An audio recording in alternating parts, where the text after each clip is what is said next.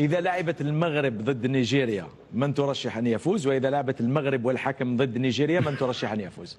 ميدو لو يسمعكم إيريك شال مدرب منتخب نيجيريا ما يجيش غدا إن شاء الله. حتى هو سامحني أخ محمد، هو نقرأ في الكونفرنس يقول لك سوف أغير استراتيجيتي التي لعب بها منذ بداية الدورة. لو غيرت استراتيجيتك مع الجزائر ودرت كتلة متوسطة ولا منخفضة نضربك بثلاثة. حتى هو يجي يقول لي آخر المطاف سوف أغير استراتيجيتي وأريح اللاعبين لأنه تعرضوا إلى الضغط. واش ما الضغط؟ العب بالدفاع، العب بالضغط العالي، يرحم والديك إيريك شال، يرحم والديك، العب بالضغط العالي لأنه ربما لا الكاميرون جات كعادي المستوى اللي لعبوا به ربع النهائي.